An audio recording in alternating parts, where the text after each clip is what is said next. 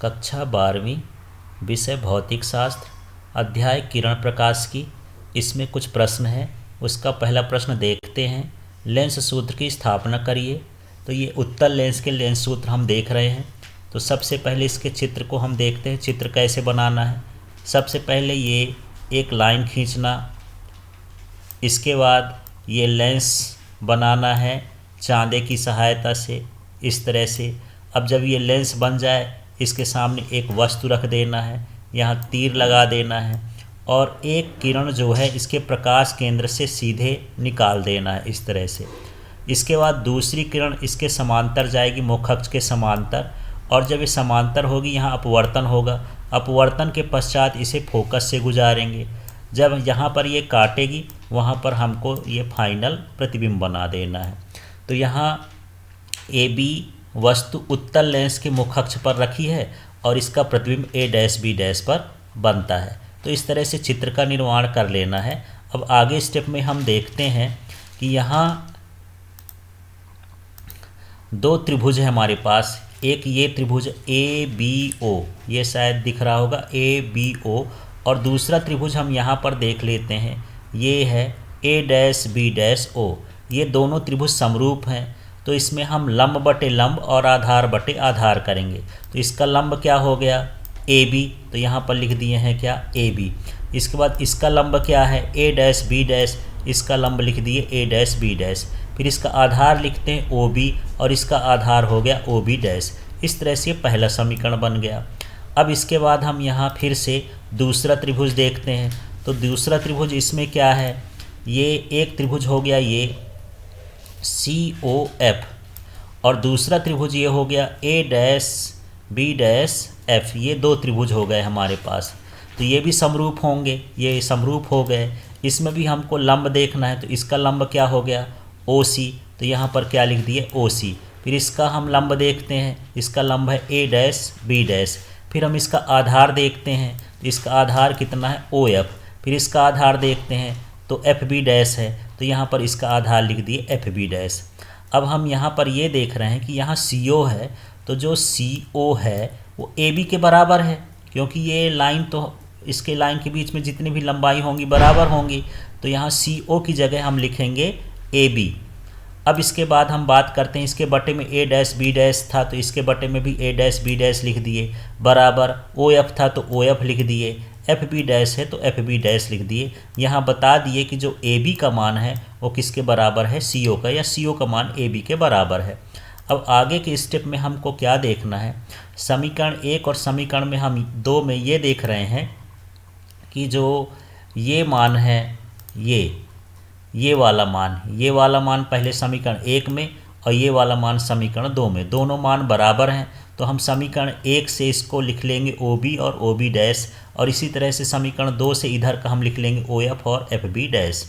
अब हमको क्या करना है, जितनी भी दूरियां होती हैं सभी दूरियों को ओ से नापते हैं। इसमें ओ है, इसको ऐसे उतार दिए, इसमें ओ है, इसको भी ऐसे उतार दिए, इसमें भी ओ है, इसको भी ऐसे उतार दिए। लेकिन ये जो एफ बी डैश है, इसको अब हम देखते हैं इस चित्र में एफ बी डैश को क्या लिख सकते हैं। तो यहाँ देखने पर एफ बी डैश जो होता है, ये है इतनी लंबाई है एफ बी डैश, और इसमें से यदि ओ बी में से इतना काट दिया जाए, इतना इधर का हिस्सा काट दिया जाए, तो ये ओ बी हुआ और ये ओ एफ हुआ। तो एफ बी डैश को लिख सकते हैं O B minus O F, O B dash minus O F. तो यहाँ पर एफ बी डैश न लिख करके यहाँ क्या लिख दिए हैं, O B dash minus O F. अब हमको चिन्ह की परिपाटी देखना है, तो सभी मान यहाँ पर देख लेते हैं कैसे चिन्ह की परिपाटी करेंगे।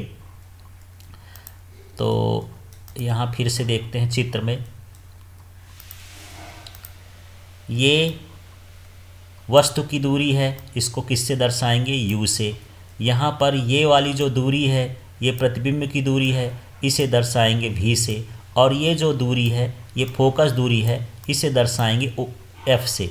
तो ओ एफ का मान f हो गया, ओ बी डैश का मान v हो गया, और ओ बी का मान इधर u हो गया। इधर है तो इधर की दूरियां ऋणात्मक होती है, तो u का मान क्या हो जाएगा, माइनस u। तो चलिए फिर से अब इसमें आ जाते हैं, ओ बी का मान minus U, O B dash का मान v और ओ एफ का मान f है। तो ये सारी वैल्यू इसमें पुट करते हैं। जैसे ओ बी है तो ओ बी की जगह माइनस यू रख लिए, ये ओ बी की जगह यहाँ पर हम क्या रखेंगे, माइनस यू।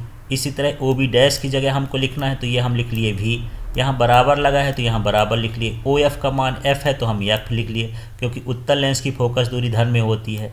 यहाँ ओ बी डैश है तो ओ बी डैश का वी हो गया, ओ एफ का एफ है तो यहाँ पर एफ लिख लिए, बीच में माइनस है तो माइनस हो गया।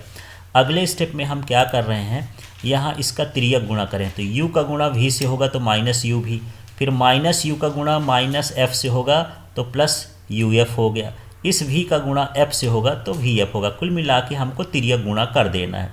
इसके बाद इन सभी को हमको यू वी एफ से भाग करना है, तो इसके बटे में यू वी एफ से भाग करेंगे तो यू भी कट जाएगा, एक बटे एफ बचेगा, माइनस है तो माइनस बचा, फिर प्लस है यू एफ में जब हम यू वी एफ का भाग करेंगे तो यू एफ कट जाएगा, भी बचेगा। इसी तरह से बराबर है तो बराबर लगा दिए, इसमें वी एफ में भी यू वी एफ का भाग करेंगे तो वी और एफ कट जाएगा, एक बटे यू बचेगा। अब इसको स्टैंडर्ड फॉर्म में लिख देते हैं, तो एक बटे वी हमारे पास पहले से है, एक बटे यू का यदि हम इधर पक्षांतर कर दें, एक बटे यू का पक्षांतर इधर कर दें तो माइनस एक बटे यू हो जाएगा, और एक बटे एफ का पक्षांतर इधर कर देंगे तो प्लस में हो जाएगा। अब चाहे एक बटे एफ को इधर लिख दें, चाहे एक बटे एफ को इधर लिख दें, तो इस तरह से ये लेंस सूत्र आ गया, एक बटे एफ बराबर एक बटे वी माइनस एक बटे यू। अब इसी से रिलेटेड दूसरा क्वेश्चन देखते हैं। संपर्क में रखे दो पतले लेंस के संयोजन की फोकस दूरी का व्यंजक स्थापित कीजिए। तो संपर्क में रखे दो पतले लेंसों की संयुक्त फोकस दूरी का व्यंजक देखते हैं। तो सबसे पहले इसमें तो हम चित्र बना लेंगे, ये इस तरह से दो दो उत्तल लेंस हैं और इसको बिल्कुल पास में सटा के रखना है। एक लेंस का नाम L1 और एक लेंस का नाम L2। ये दूसरी कंडीशन का है, इसमें एक उत्तल लगा है और एक अवतल लगा है। अब इसमें देख लेते हैं क्या है। माना दो लेंस L1 और L2 हैं जिनकी फोकस दूरियां F1 और F2 हैं, तो दोनों की फोकस दूरी अलग अलग, एक की F1 हो गई, एक की F2 हो गई। अब इसके मुख्य अक्ष पर O एक बिंदु वस्तु है, ठीक, जिसकी दूरी U है, लेकिन उसको लिखने की जरूरत नहीं है। अब हम अलग अलग कंडीशन लगाते हैं लेंस L1 के लिए और लेंस L2 के लिए। यहाँ से देख लेते हैं, लेंस L1 के लिए वस्तु O है जिसका प्रतिबिंब I1 पर बनता है। तो O के लिए जो वस्तु प्रतिबिंब है यहाँ पर देख लेते हैं, ये प्रतिबिंब यहाँ पर बनेगा और इस प्रतिबिंब का नाम क्या है, I1। तो यहाँ पर हम लिख लिए I1। अब लेंस सूत्र अभी हम निकाले हैं, ये निकाले हैं 1/f बराबर 1/v माइनस 1/u। अब इस लेंस सूत्र में हम रख देते हैं, तो 1/f है, यहाँ 1/f लिख दिए हैं, लेकिन यहाँ पहले लेंस का है इसलिए इसके नीचे f1 लिख दिए हैं। फिर 1/v है तो यहाँ पर v1 हो गया, क्योंकि यहाँ पर I1 प्रतिबिंब बना है, इसकी दूरी क्या रहेगी, v1। फिर है -1/u, यहाँ पर ये वस्तु की दूरी है, वस्तु की दूरी को यहाँ u से लिखेंगे तो ये 1/u हो गया। ये पहला समीकरण हो गया। इसी प्रकार हम लेंस L2 के लिए बात करते हैं, तो ये है लेंस L2। लेंस L2 के लिए I1 वस्तु का कार्य करती है और इसका फाइनल प्रतिबिंब कहाँ पर बनता है, I पर। तो इस तरह से हम लिख देंगे यहाँ कि लेंस L2 के लिए I1 वस्तु का कार्य करती है जिसका प्रतिबिंब I पर बनता है। इसमें भी हम लेंस सूत्र लगा देंगे, तो 1/f है तो 1/f लिख दिए, लेकिन यहाँ पर F2 है तो F2 कर दिए। अब इसका प्रतिबिंब I पर बनता है, I की दूरी क्या है, v है, इसलिए यहाँ पर हम v लिख देंगे। फिर माइनस इसकी वस्तु क्या थी, I1 और इसकी दूरी क्या है, v1, तो यहाँ v1 लिख देंगे। इस तरह से हमको दो समीकरण मिल गए, एक लेंस L1 के लिए, एक लेंस L2 के लिए।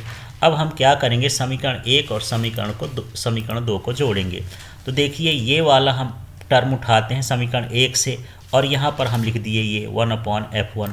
इसी तरह से दूसरे से हम ये बराबर के इधर का निकालेंगे और ये हम लिख दिए 1/f2 और दोनों को जोड़ दिए। इसी तरह से यहाँ पर फिर पहले समीकरण से ये पूरा उठाना है ये वाला, और इसको हम ये पहले समीकरण से यहाँ उठा करके रख दिए। इसी तरह से ये वाला दूसरे समीकरण से उठा करके ये पूरा रख दिए हैं। अब यहाँ पर हम देखते हैं कि यहाँ क्या बचा, 1/f1 प्लस 1/f2, लेकिन 1/v1 और यहाँ 1/v1 ये एक दूसरे से कैंसिल हो जाएंगे। तो हमारे पास क्या बचा, +1/v और -1/u यू ये लिख दिए हैं। अब ये संयुक्त फोकस दूरी हो गई, यहाँ पर 1/v - 1/v